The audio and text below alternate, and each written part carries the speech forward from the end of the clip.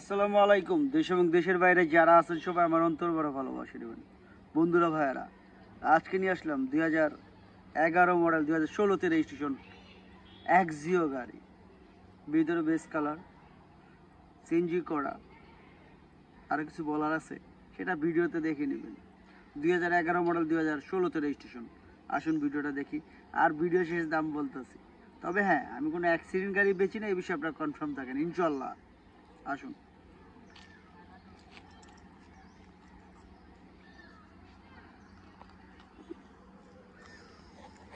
আপনারা যারা আছেন ভিডিওটা ভালো করে ফলো করবেন।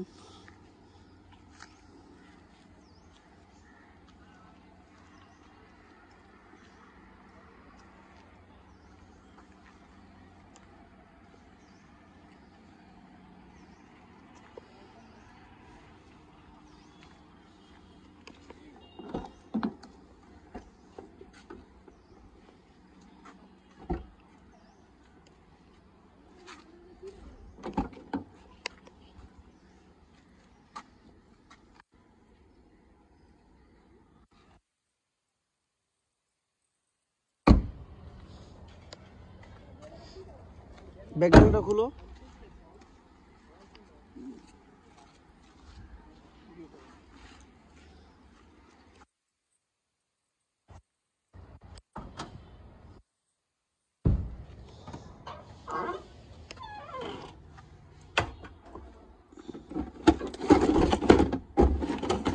পিছনে সিএনজি করা, আপনারা দেখতেই পারতেছেন পিছনে সিএনজি করা।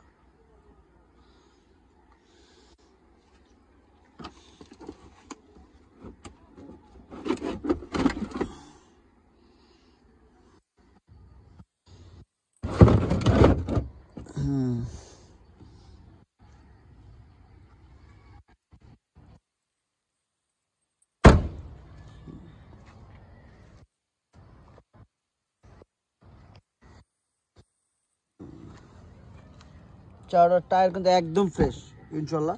আপনারা ভিড় দেখলে বুঝতে পারতেছেন যে একদম নতুন টায়ার।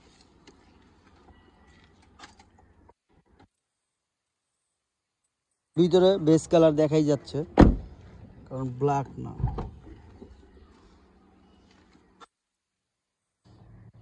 আমি এবার ইঞ্জিন দেখব।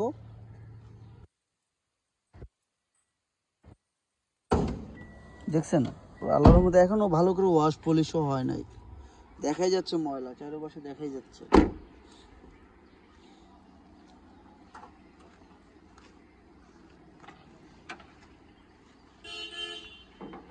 কোনো রকম অ্যাক্সিডেন্ট হিস্ট্রি নেই, সে বিষয়ে আপনার কনফার্ম থাকেন ইনশাল্লাহ আল্লাহর রহমতে।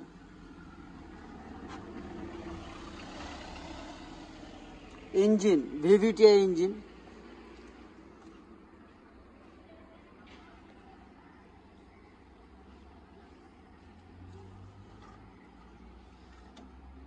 উপরে হেডপ্রুফ লাগানো আছে। আপনারা বাংলাদেশের যে কোনো জায়গাতে চেক করালাম, আমাদের কোনো সমস্যা নেই, কোনো অসুবিধা নেই, কোনো এই বিষয়ে অবজেকশনও নাই। এই কথাটা মনে রাখবেন। যারা ভিডিও দেখতেছেন, প্রত্যেকদিন ভিডিও দেখেন, তাদের জন্য বলতেছি।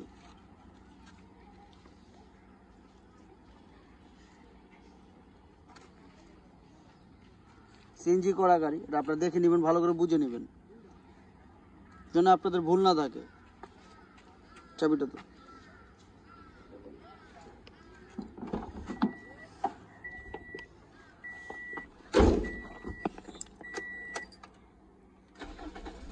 স্টার্ট দিয়ে দিলাম, দেখলেন তো স্টার্ট হয়ে গেল টোকায়।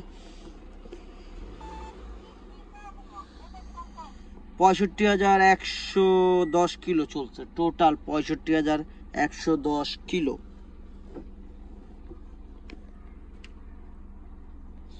কিছু আছে সেটটা খারাপ আছে, চেঞ্জ করে দেবো, সমস্যা নেই। দামের ব্যাপারে চলে আসবো, দেরি করব না। আর আপনাদের কিছু দেখার আছে নাই তো আমার মনে হয়। যাক, দামের ব্যাপারে চলে আসি।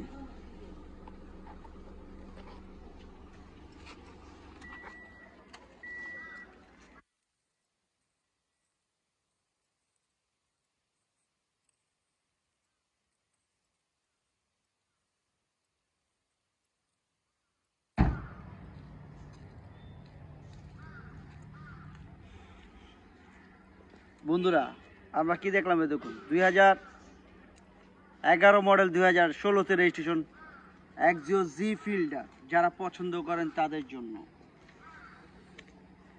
সরি, এক্সিও গাড়ি 2011 মডেল 2016তে রেজিস্ট্রেশন, 16-র মাঝামাঝিতে, সিসি 1500 সিএনজি করা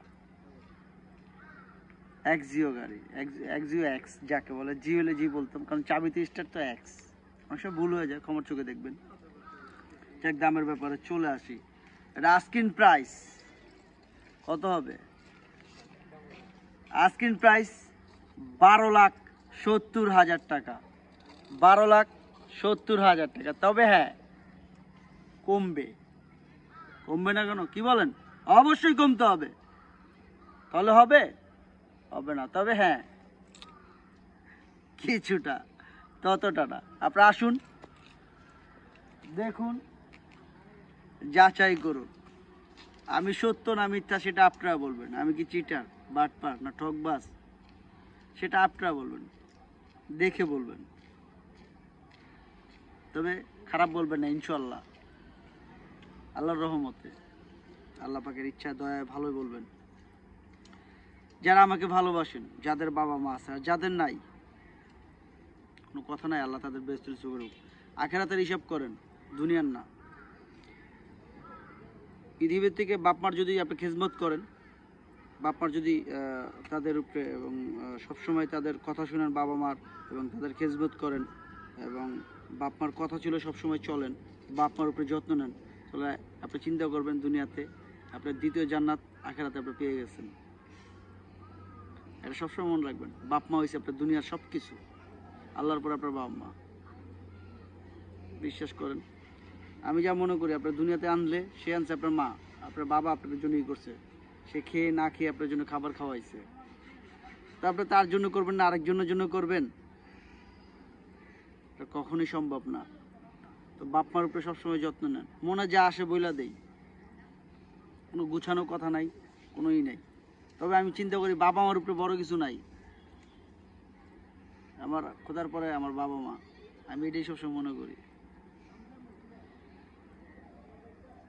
কারণ বাবা মার উপরে বড় কিছু নাই পৃথিবীতে। আপনার পৃথিবীর ধনচত্র এক জায়গায় রাখেন, আর বাপ মার এক জায়গায় রাখেন, কখনো এক লগ হইব না, আপ ডাউন হইবেই। কারণ আপনার একমাত্র সেটা আপনার দোয়া আল্লাহর কাছে, মানে সেকেন্ডের চোখের নিঃশ্বাসের আগেও পৌঁছে যায়, সেটা আপনার বাপ মার দোয়া। এটাই। সবাই ভালো থাকেন, বাপ মার উপরে খেজমত করেন। আসসালামু আলাইকুম।